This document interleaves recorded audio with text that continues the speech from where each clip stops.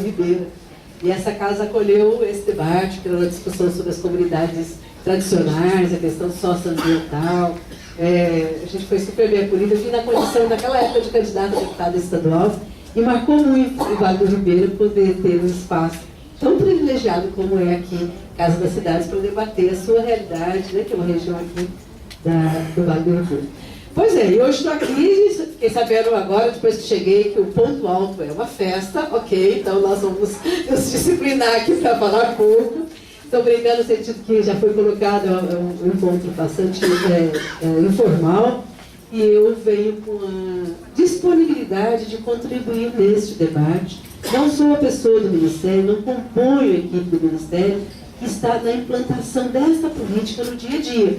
Portanto, mas lá a gente tem que se virar, né? Eu estou no Ministério há 2 meses e meio, e estava compartilhando com o Paulo agora, quando a gente está longe, a gente pensa que as estruturas de gestão são grandes ou suficientes para dar conta. De fato, não são. Somos muito poucos que estão na construção da política, mas o gabinete pediu para que a gente atendesse, o gabinete do ministro, que a gente atendesse esse convite, porque nós precisamos de aliados, nós precisamos de pensar juntos, nós precisamos de fazer o enfrentamento necessário. Vocês sabem o quanto essa palavra tem significado hoje nesse programa, enfrentamento necessário, de paradigmas para enfrentamento de preconceitos, enfrentamentos de paradigmas do ponto de vista de pensar a política de assistência, a política do SUS, né? Ainda esse paradigma de que saúde se faz pela questão hospitalar, de que a saúde se faz por esse modelo ainda tão contaminado pela visão centrada no modelo hospital, no modelo hospitalocêntrico. Valorizar e qualificar a atenção básica. Olha, vou falar de mais médicos, mas eu vou falar disso primeiro. Esse programa ele traz um paradigma super importante, que é deixar de ver a atenção básica, a atenção primária, como algo mais simples, algo simplório, como algo, enfim, simplificado, né? Mas trazer o desafio que é estruturar um sistema de saúde que efetivamente tenha atenção básica como centro e, portanto, não só acolhedora, resolutiva, mas como realmente construção do processo de produzir saúde, né? Não só lá na ponta, na assistência hospitalar. E quebra preconceito, está tentando quebrar preconceitos também, que nós estamos vendo na mídia o dia a dia, como está colocado. Por quê? Porque efetivamente é um programa, vamos usar uma frase bem simplória, assim, que é assimilado. Vamos falar luta de classe, vamos falar enfrentamento, mas que é assimilado. Por que é assimilado? Porque ele é assimilado o que é? Garantir assistência aos desassistidos. E nós estamos falando isso no país, que não só lá no norte e no nordeste falta médico, nós estamos falando do país que falta médico aqui na capital de São Paulo.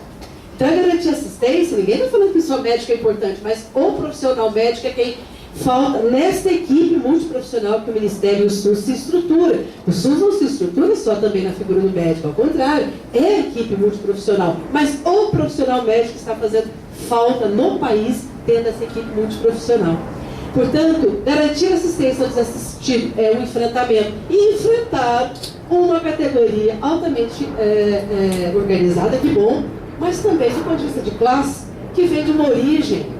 E aí vamos lembrar que, isso me permite, o Frei Beto, eu gosto muito dele, quando ele lembra que a cabeça pensa aonde os pés pisam, para simplificar outra forma de falar a opção de classe, que é assim, vive, seja do ponto de vista de classe, como do ponto de vista onde estuda, numa condição privilegiada que às vezes desconhece a real necessidade do país, que é este enfrentamento que o Ministério está fazendo agora de garantir o programa Mais Médicos. Mas o programa Mais Médicos, ele tem 3 eixos, talvez, que a gente possa falar. Mas antes de falar dos eixos, eu queria lembrar com vocês que toda vez que o ministro Padilha fala sobre esse programa, ele começa dizendo: nós estamos enfrentando um dos grandes problemas do SUS.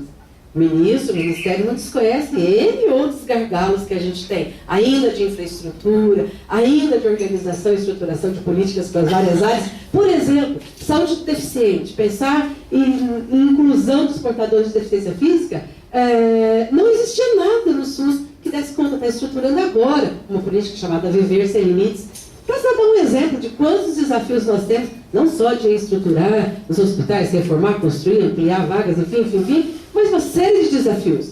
Só que o ministro não quer, e eu quero convidar vocês aqui para a gente jamais reduzir o programa Mais Médicos como um programa que vai resolver os problemas do SUS. Ele está querendo enfrentar um dos problemas, que é a questão do profissional médico no sistema, né, de saúde.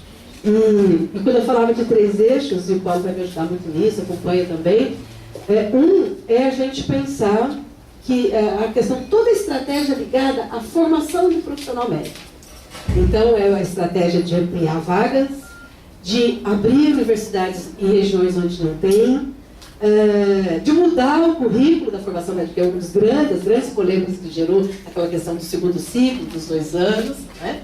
Então, um eixo é este, que é a médio prazo, que é pensar expansão de vagas da graduação, pensar abrir universidades onde não tem, onde ampliar vagas, mas ampliar considerando as diferentes regiões do país, e a mudança da própria formação, que vem em discussão há muitos anos em relação à mudança da formação do profissional médico. Um eixo.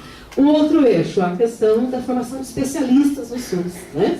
Que é a questão bom, está muito interligado, que é a questão da residência. E essa questão imediata agora, que é realocar, a palavra não é boa, realocar, mas enfim, garantir médico onde não tem. E aí, essa estratégia necessariamente passa por atrair profissionais de outros países, não é? Que é esse movimento. E atrair profissionais de outros países, eu não sei exatamente em que momento todos aqui conhecem o detalhe, mas ele tem 2 estratégias. Um é que abriu o primeiro edital para os médicos brasileiros, depois para os médicos de países que têm um percentual médico-população, ou médico por 1000 habitantes, maior do que o Brasil. Então, um rol de países onde o Ministério da Saúde fez articulação, fez contato, enfim, e buscou atrair. Era um grupo interessante de portugueses, de espanhóis, mas também de mexicanos, argentinos, enfim, mas muito insuficiente para a necessidade. Aí vem o terceiro momento, que é o momento da cooperação internacional com a UPAS, e aí que vem os médicos cubanos, e aí que vem fortemente o preconceito, que também está ligado, né, à questão ideológica, também não, está fortemente ligado à questão ideológica. Eu não combinei direitinho com a Larissa, foi falha minha, só porque ela dispôs. Eu até preparei uma série de dados que tem sido circulado muito também na mídia por aí. São os números, né? A gente comparar o Brasil com outros países, a disponibilidade de médicos. Não vou aqui ficar falando de números, mas eu queria destacar alguns só. Tanto é fato, ontem ou hoje o governador desse estado disse que o Brasil não precisa de médicos, né? Tanto é fato que o Brasil precisa de médicos que mais de 3.500 municípios pediram profissionais médicos, aderiram. São 5.000, quantos municípios são no Brasil? 5.645. Pronto, 5.645. Obrigado, professor. E 3.500 e poucos aderiram. Então, quer dizer, e para você aderir, assim, eu quero, quem sabe, não. Ele precisa ter lá no CNES, no cadastro, uma equipe de saúde da família, um serviço que não tem o profissional. Então, não é só, aí deixa eu chamar mais profissionais que eu dispenso. Esse que eu tenho e trago outro. Não, tem um controle, um cruzamento de informações muito grande. Bom, 3.500 municípios solicitando 15.000 vagas de profissionais médicos. Para não ficar cansativo ficar falando de números, acho que esse número ilustra, tá? Que o Brasil precisa de médico, além da comparação grande, frequente, que o ministro Padilha e todos os representantes do Ministério têm feito quando mostra a relação, né, do Brasil 1,8 médico habitante, comparando com vários outros países que essa relação é de 2,8. Eu não vou lembrar os númerozinhos, mas acho que a Inglaterra é 2,8. Depois eu posso procurar aqui com mais calma. Então, tirando uma falinha rápida. A Argentina tem 3,2. Esses números acho que vocês conhecem. O Uruguai 3,7. Para aí Reino Unido 2,7 mesmo. Bom, vários indicadores são claros em relação a isso. Agora, outro dado que nem sempre a gente tem divulgado, eu acho importante, é que nos últimos anos, 8, 10 anos, o número de vagas que o SUS criou, pelo seu crescimento, pelo número de serviços, de ações que implantou, ele... esse número eu quero achar, espera só um pouquinho, por favor. Números e nome não é comigo, então vamos lá. Pronto. 146 mil postos de primeiro emprego formal o Brasil demandou. contra 93 mil profissionais que formaram. Quer dizer, outro número quer dizer anos de médico. A diferença aí, um déficit de mais de 50 mil. E só até o ano de 2014, ano que vem, né? Só com aquilo que já está contratado, de construir UPA, de construir UBS, de reformar o hospital, ampliar o hospital, enfim, dos serviços que já estão em andamento, contratados, efetivos, o Brasil vai precisar de 35 novos mil médicos. Né? Acho que de números, não sei se alguém tiver mais interesse, eu vou disponibilizar a apresentação. Por outro lado, a formação do médico brasileiro, também do nosso conhecimento, né, de todos nós, questão do mercado, ganhando de longe a disputa para a gente, não só do ponto de vista de valorização do profissional, mas do ponto de vista de induzir que profissionais nós estamos formando. O Brasil está formando, né, em termos de médicos, os especialistas, aqueles que sabem cuidar do pedacinho do corpo da gente, por isso que o ministro tem usado a expressão que médico precisa saber cuidar de gente, né, no sentido de entender a integralidade da assistência, da questão da clínica, da questão do médico generalista. Uma pesquisa que foi feita, acho que foi para vocês, deixa eu ver meu óculos aqui, já eu vejo a fonte, perguntava para o profissional em fase de formação. Revista Brasileira de Educação Médica, que fosse pela associação. A pergunta para o profissional era assim: considerando as diferentes tipologias de médico ao final do seu curso, perguntando para o aluno de medicina em períodos de conclusão, você pretende ser com mais ênfase que tipo de médico? Generalista, especialista, pesquisador, docente, enfim. Olha qual é que é a questão. O especialista é uma opção de 64% dos profissionais, generalista 22% só. Quer dizer, está lá na faculdade com essa indução, com essa aspiração. E 70% quer ir para a medicina privada, para o serviço privado de saúde. Bom, a gente pode discutir os mais médicos sobre os mais diferentes aspectos. Você me ajuda no meu prazo aí, que eu sou meio falante demais, e eu estou fazendo um esforço para destacar. Bom, houve um movimento grande do Ministério de priorizar. A presidente Dilma tem dado um apoio irrestrito ao ministro Padilha para implantar esse projeto. Isso dá para a gente, para eu falar assim, com muita tranquilidade, é uma determinação da presidenta, e isso não é fácil, inclusive do ponto de vista orçamentário, porque o Ministério da Saúde é quem vai pagar essa bolsa dos 10 mil reais nesses 3 anos. Tem um processo para fazer o enfrentamento dessa desqualificação que parte da categoria médica, das organizações, parte das organizações da categoria médica tem feito, que é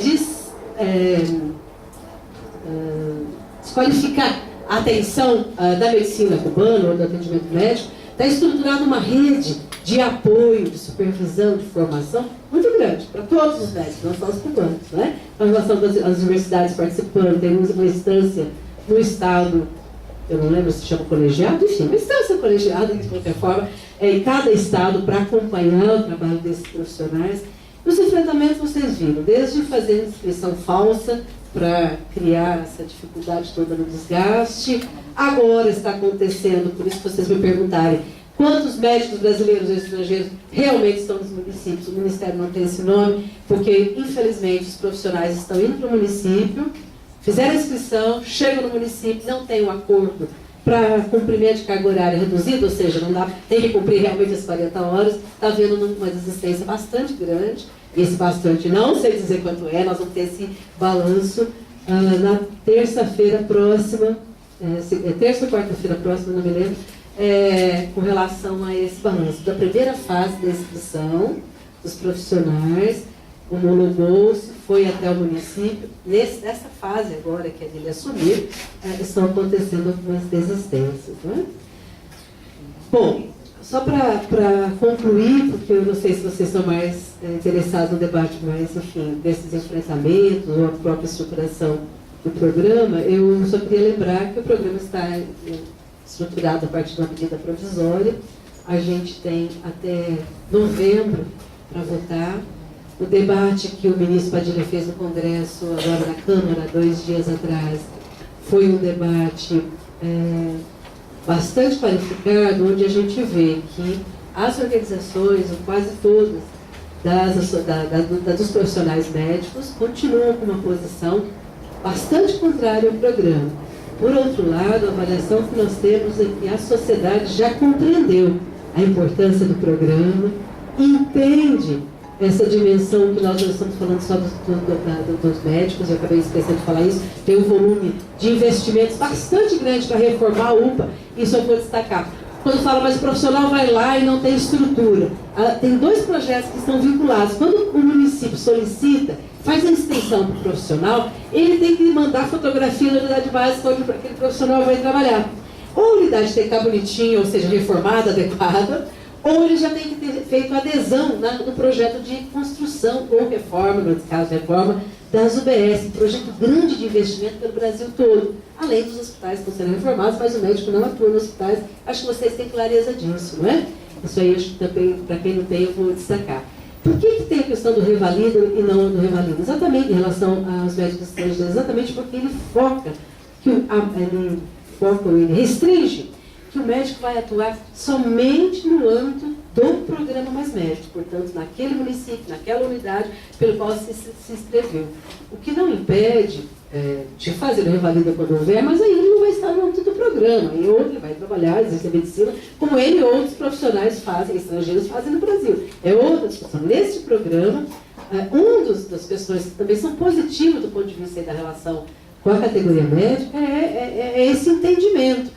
O programa está sendo estruturado enquanto um programa de formação mesmo, portanto, o papel das universidades, portanto, essa questão de não ter o CRM definitivo, porque ele está amarrado ao programa. Por que nos interessa isso? Porque senão, de novo, vai concentrar profissionais, seja na rede hospitalar, seja nos lugares que já temos. O interesse é os profissionais amarrados, definidos, enfim, nesses programas, nesses municípios onde foram alocados.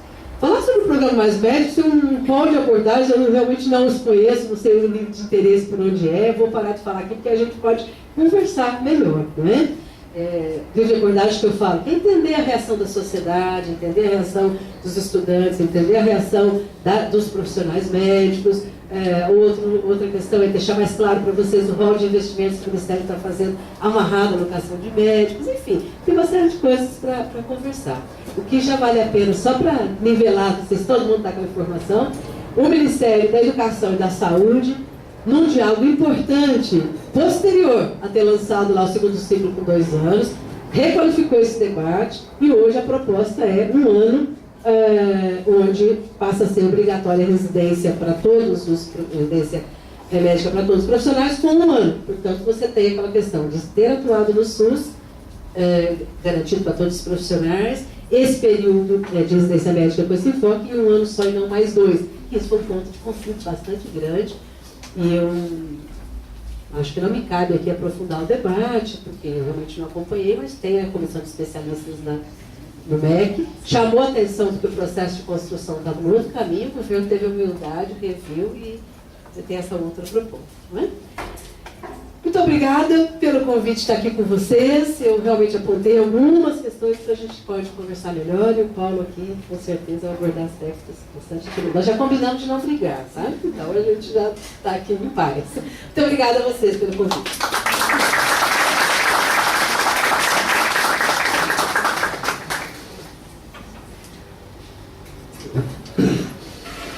Boa noite. Eu vou pedir licença para falar sentado, porque eu separei alguns dados e a distância focal do meu óculos não permite que eu leia de pé. Eu vou ter que ficar sentado.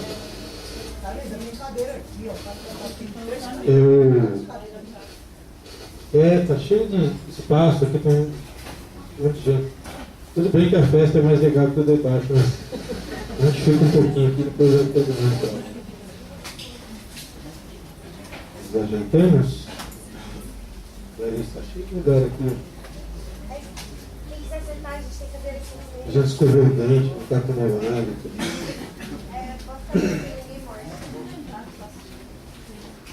Fez um bochecho de salmoura, está tudo aqui. Então tá, gente. Eu vou colocar algumas questões que ilustram um pouco mais esse debate. Para a gente poder abrir esse coletivo, um coletivo de muita militância e de muita tem vários companheiros aqui que trabalham nessa agenda, inclusive a gente vai poder aprofundar a partir do debate que eu tenho. Esse som está ruim para Deus, né? É porque eu estou falando de perto aqui. Sim, melhor? Melhora. Melhorou? Melhora. Estava saindo soprado, né? Tá. Melhorou? Eu não ouço o que está acontecendo. Tá bom. Então tá. Primeiro, eu separei 3 questões assim para dar uma estruturada no modo de abordar. E a primeira tem absoluta concordância com o que a Sandra apontou, né? Se faltam médicos no Brasil. Faltam médicos no Brasil. Nós não temos médicos para cobrir todas as necessidades em todas as regiões do país, né? Cerca de 1000 localidades no Brasil não tem um médico residente, um médico que mora no lugar, interaja com aquela comunidade, que seja disponível para processos de atendimento à saúde, em qualquer instância, na atenção primária, ou urgência e emergência, ou cuidado mais especializado. Essas localidades não são só municípios, né? Nós temos regiões vazios nas regiões metropolitanas, não tão distantes da gente, muitas vezes, né? Em que não há fixação no médico. O médico prefere escolher outros locais na cidade onde ele mora ou na região metropolitana onde ele mora, né? Eu fui secretário de saúde de Guarulhos por 4 anos e experimentei numa cidade do interior de São Paulo, né, uma cidade pela capital, uma distância nesse assunto de oferta de profissionais, alocação de profissionais, igual a uma cidade do Nordeste ou do Norte do país. Não chegam, os médicos não chegam. Dificuldade de acesso, locomoção, atração profissional, etc., não chegam. Então nós não estamos falando de coisas só voltadas a essa imagem mais midiática das comunidades ribeirinhas, da região amazônica ou das localidades no interior do Agreste ou de regiões mais inóspitas do Brasil. Nós estamos falando, sobretudo, das grandes cidades também. Isso é importante porque isso qualifica o debate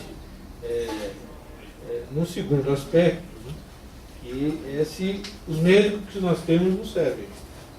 Já não temos todos. E os que nós temos, a questão é perguntar nesse debate que o Mais Médicos nos traz,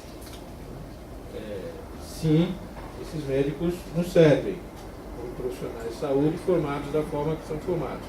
Não nos servem. Os profissionais médicos, os profissionais de saúde em geral no Brasil, não são formados para trabalhar em sistemas articulados como nós desenhamos nas políticas públicas dos últimos 25 anos, 30 anos no Brasil, incluindo o Sistema Único de Saúde e seu desenho político-administrativo. Os municípios são os demandantes, os organizadores, a grande parte desse sistema, articulados com os estados e com a União, cada um desempenhando um certo papel, agora haja um certo conflito aí em algumas dimensões. Esses médicos não nos servem, eu vou falar médicos generalizando, mas entendo para todas as profissões de saúde. Esse médico não nos serve, não é a figura humana de cada um dos médicos, né? Todos eles são muito bem-vindos e são companheiros nossos de jornada, mas tal como são formados, não nos servem. Primeiro porque ainda os médicos, eles acessam o curso de medicina, ou aqueles candidatos que ingressam no nível superior no curso de medicina, trazem um certo valor de classe que os afasta cada vez mais dessa tarefa de participar de sistemas universais com atenção integral e garantia de acesso imediato da população, ou seja, agora que precisou, tem que atender, né? Não tem hora marcada, não tem intermediação financeira contratual, né? É uma questão de compromisso a partir de uma necessidade pública organizada por políticas públicas por um sistema universal de saúde.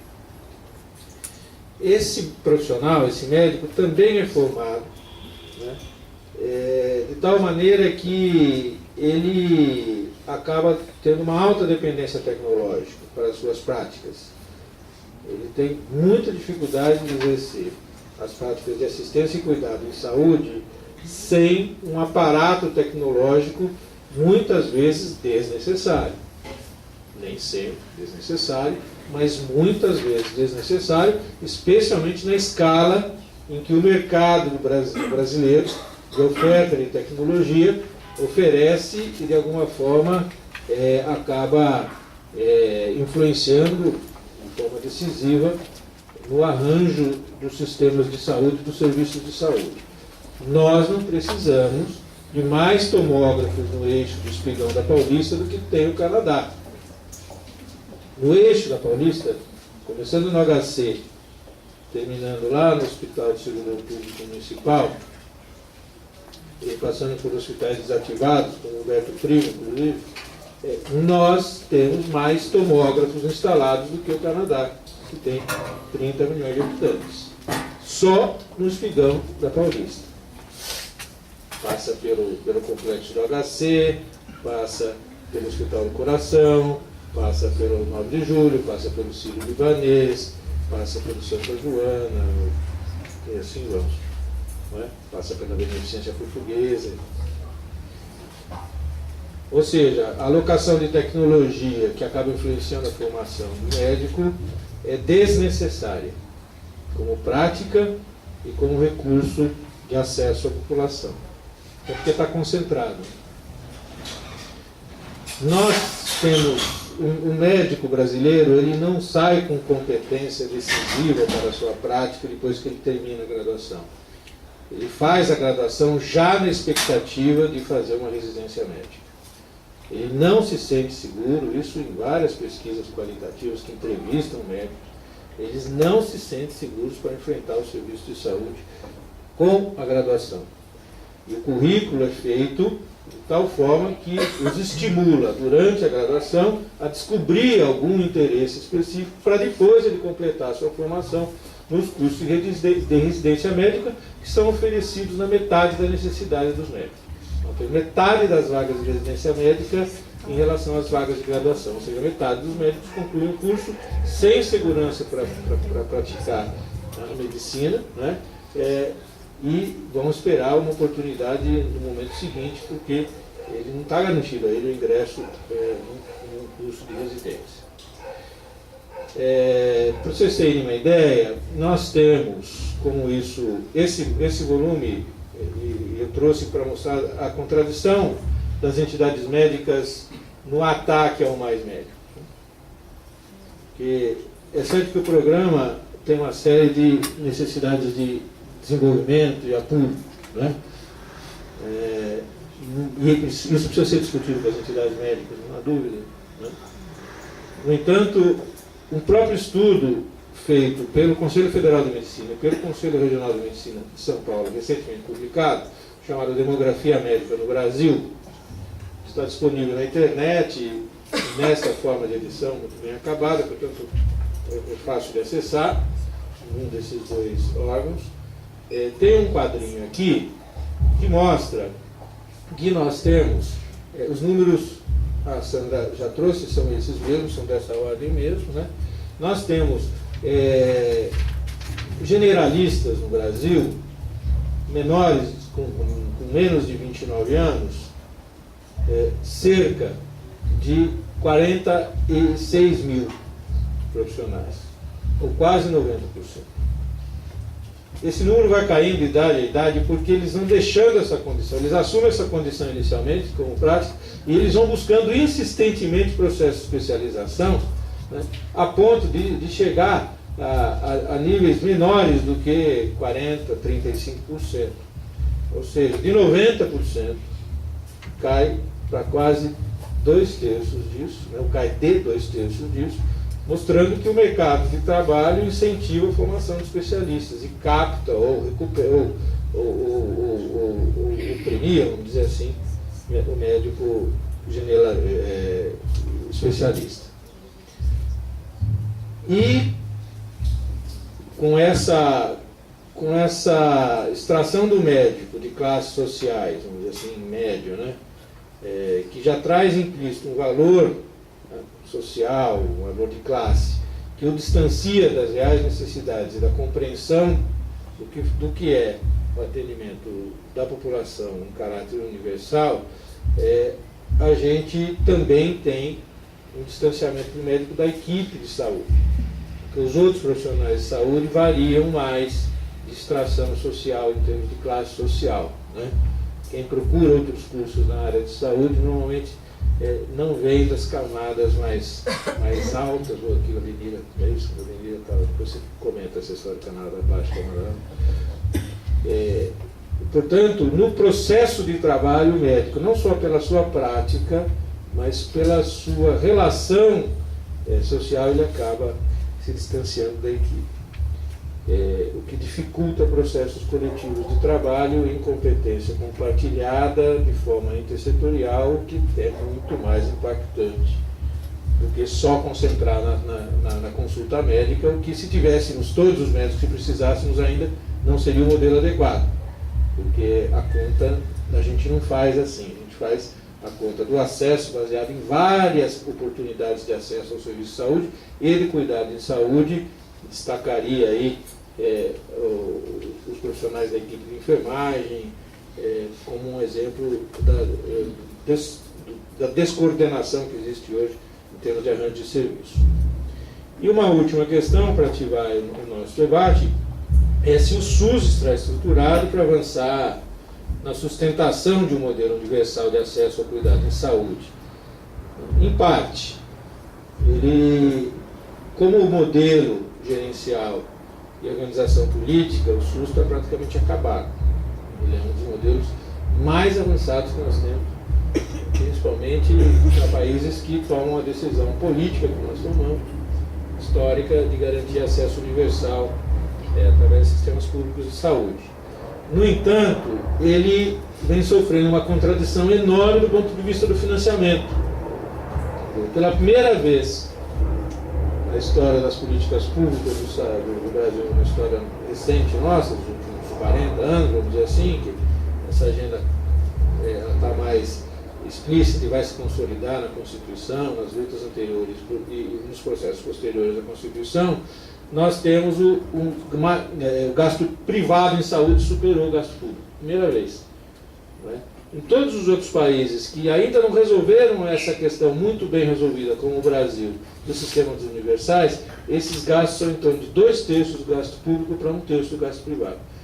Em países que esse modelo já avançou, como na Inglaterra e outros países, ele atinge quase 90% do gasto público por cerca de 10 a 15% do gasto privado. Ou seja, a gente fez um modelo de trabalho e não cuidou da formação de pessoas para que fosse capaz de desenvolver práticas cotidianas que garantisse o acesso universal e integral à saúde e não financia esse modelo do ponto de vista do desenvolvimento dele e da garantia de acesso a recursos mínimos de estruturação e organização. Porque falta dinheiro. Porque o dinheiro que deveria vir para o setor público vai para o setor privado, através dos contratos de trabalho, coletivos de trabalho, em que o plano de saúde entra com um benefício falso, mas entra, né? E através de uma mercantilização absurda, desregulamentada, descontrolada, né? Das relações de contrato pessoal ou familiar de planos de saúde, que vários de nós aqui ou temos ou não temos, mas não temos notícias do que seja o acesso. Venira, me permita, se você me permite o teu exemplo, conversávamos um pouquinho, a Leni é uma pessoa da família, 88 anos, para conseguir o acesso garantido através de um plano que custa R$ 1.800 por mês, teve que se deslocar para um outro estado. Assim mesmo que houve um contato privilegiado com um diretor da empresa, enfim. Né? São N casos desse tipo. Né? Eu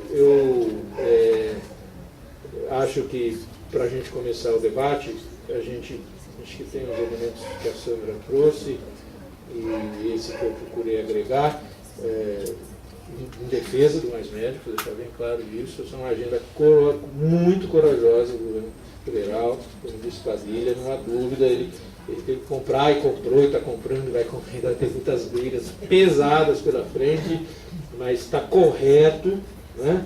Acho, inclusive, que nós temos oportunidade de intercâmbio com os médicos cubanos. Os brasileiros não vão ficar no Mais Médicos. Não vai. Esses dados que nós vamos analisar a semana que vem, você vai ver que vão ser bem ruins. Não vão ficar porque a proposta dos Mais Médicos é interagir numa esfera da atenção. O médico brasileiro não está preparado, ele não sabe fazer isso, ele vai sofrer muito. Né? Como ele pode fazer opções de mercado pelo um sofrimento menor ou pelo não sofrimento, ele vai fazer. Né?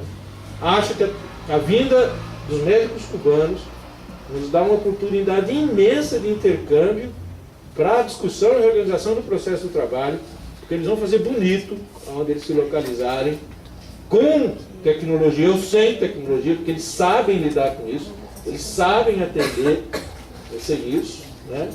Eles são formados para isso, sabem atender com tecnologia. A Cuba tem tecnologias avançadíssimas e uma série de terapêuticas. Só que o médico, a formação, a estrutura curricular, né, e a formação prática dos médicos cubanos é voltada para a atenção primária, que, conduzida no processo de equipe e assentada num território onde interaja com as dinâmicas daquele território, dão conta aí, podem vir a dar conta. Há várias pesquisas, mas vamos falar em 80%, não é um número exagerado, de que se resolve no contato com essa equipe, com essa unidade básica de saúde, e esse processo de cuidado vai se desenvolvendo com um processo de superação do sofrimento das pessoas, da queixa delas, que quase sempre é resolvida com recursos mínimos e tecnologia mínima. Né? Então, eu acho que a gente deve aproveitar essa oportunidade e interagir com os médicos cubanos no sentido de aprender com eles. E nós estamos precisando rever nossas práticas e nossas condutas a partir desse fortalecimento da atenção básica como local de garantia e qualidade de acesso e cuidado em saúde. Acho que era isso para a gente começar.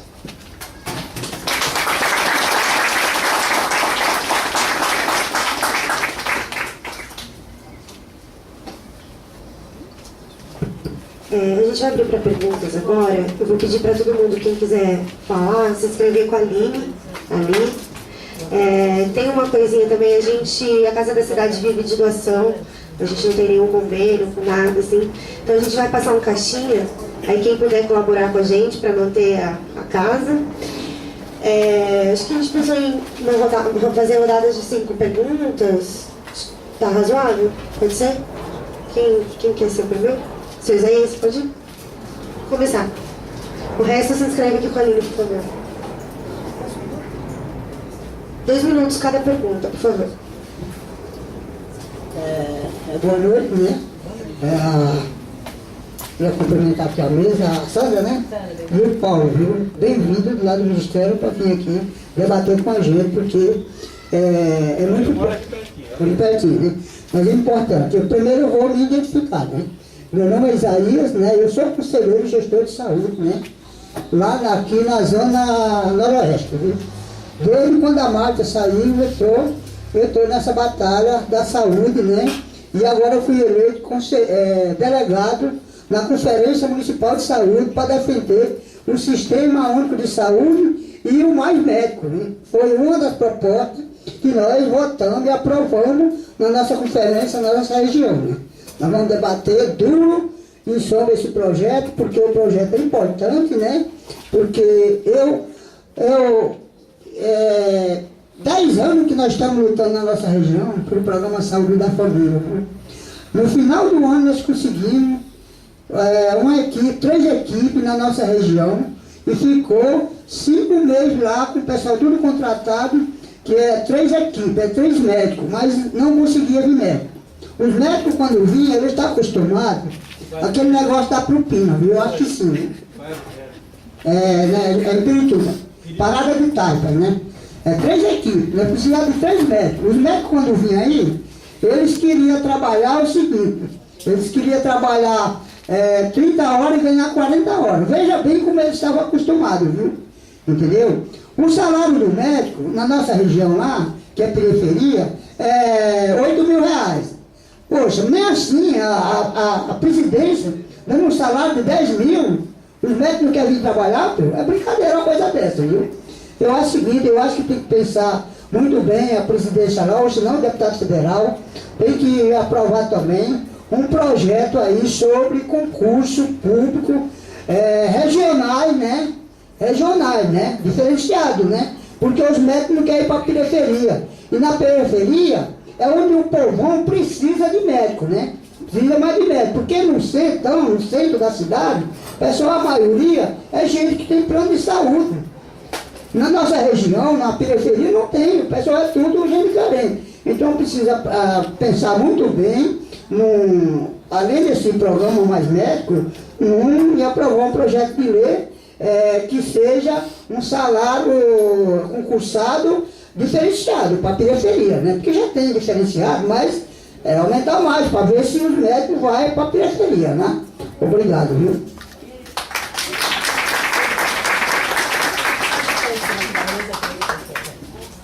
Parabéns pelo seu trabalho.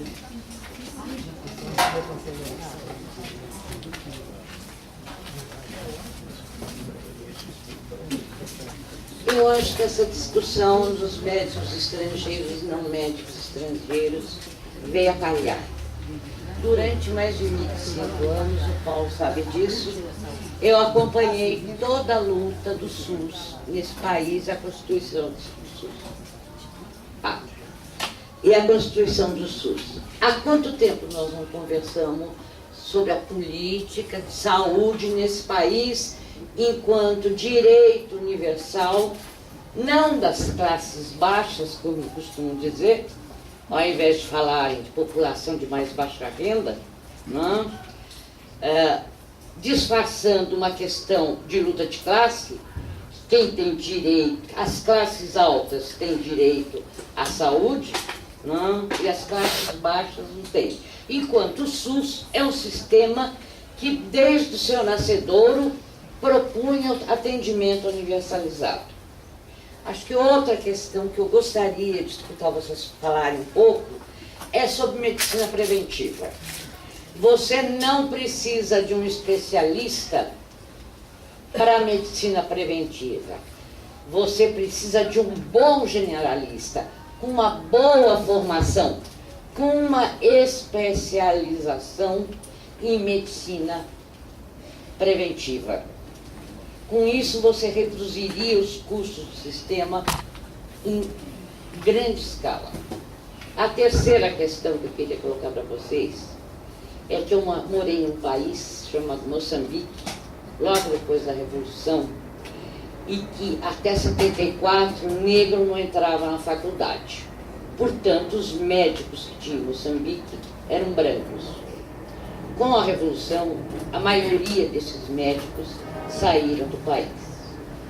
O papel que os cooperantes médicos, com destaque para os cooperantes médicos cubanos, teve em Moçambique é inestimável.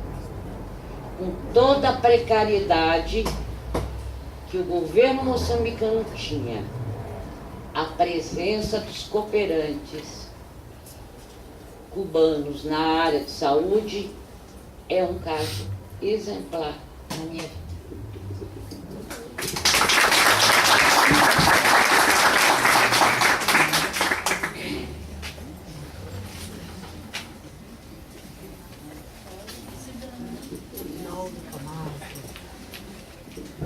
Boa noite. Queria aproveitar aqui para a gente falar um pouco da questão do preconceito, né, da formação.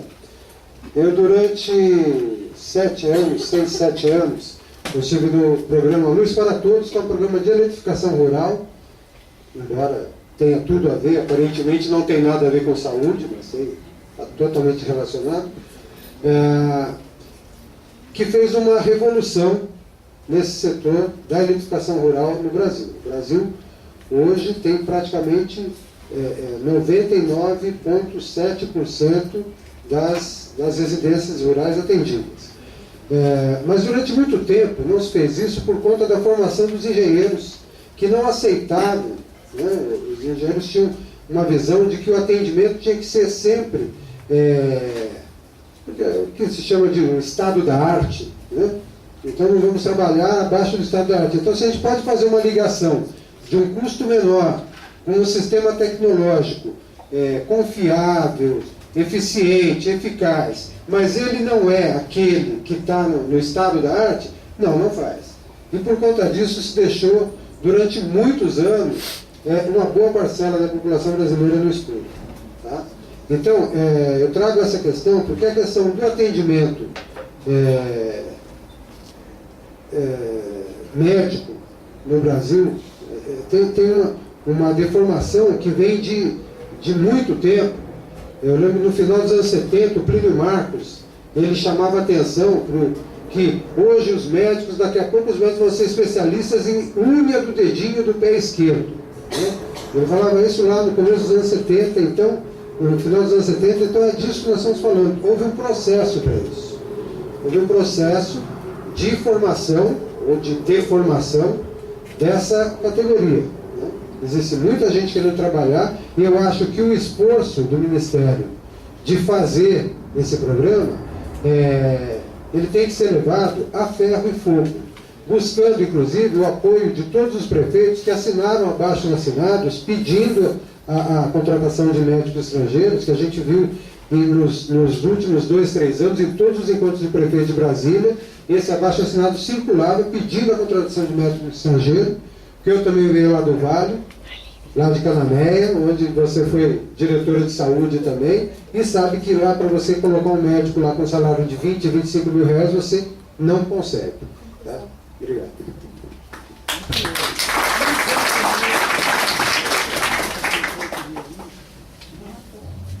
Mais alguém queria se inscrever para a gente fechar esse bloco com 5 perguntas?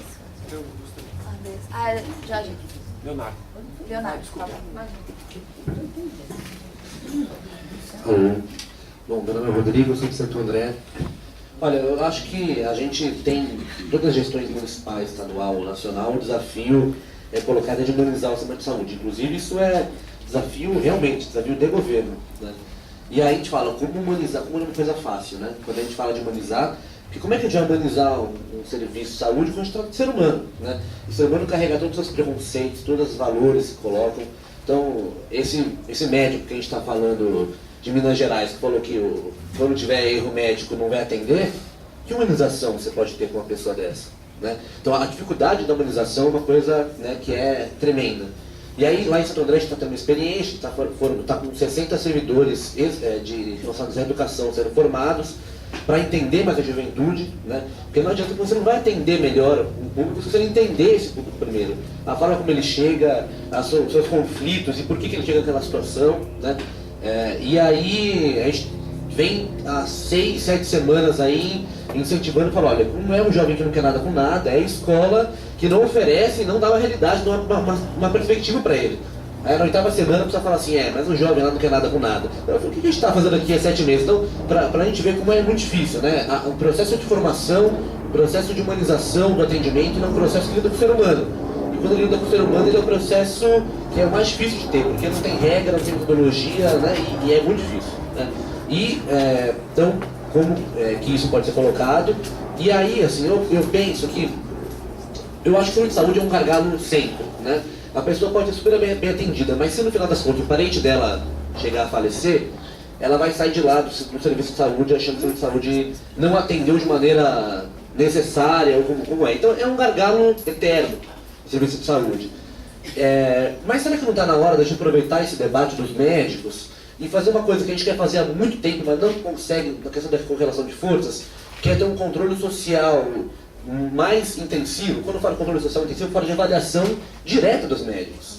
Será que não é possível que o usuário que está lá na ponta do sistema de saúde, lá numa unidade de saúde, não pode avaliar o médico ou o atendimento que ele teve? Né? Então eu acho que a gente pode aproveitar esse debate, aproveitar que a gente está com a opinião pública ganha para falar isso. A gente não vai conseguir avançar na qualidade do serviço de saúde sem humanizar o serviço de saúde, sem, claro, ter financiamento para o serviço de saúde, porque é caro, requer dinheiro, requer financiamento, e no final ter um atendimento, ter uma avaliação direta do serviço. Não é assim no setor privado? A gente não avalia o serviço? Por que não vai ser assim no setor público? Por que o médico faz um atendimento corporativista que ele não pode ser avaliado? Ele pode e deve ser avaliado. Obrigado.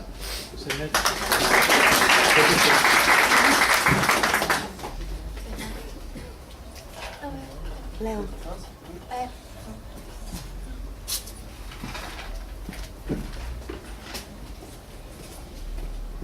Olá, boa noite. Sou Leonardo. Eu gostaria de ouvir vocês falarem um pouco a respeito, tentar fazer uma introdução antes para não ficar tão vaga a pergunta. A saúde, ela sempre é vista, desde, eu acho que da evolução microbiológica, da descoberta como uma ação direta da medicina, do antibiótico, do médico. E a gente esqueceu durante muito tempo os determinantes, que chamam de determinantes sociais de saúde, que não é medicina preventiva, é exatamente o antes da pessoa ficar doente. Isso está diretamente a ver com a qualidade de vida da população, em diversos aspectos. No aspecto do saneamento, que eu acho que é um dos mais preponderantes, mas também no aspecto alimentar, no aspecto do trabalho e de trabalhos degradantes e etc. Eu acho que nenhum sistema público ou privado nunca vai dar conta de resolver o problema de saúde, porque está estruturado a deficiência na saúde. Na hora que a gente come, na hora que a gente não dorme, na hora... Então, eu queria ouvir vocês falarem um pouco sobre isso e como que é essa complexidade para vocês, na questão dos mais médicos. É só isso.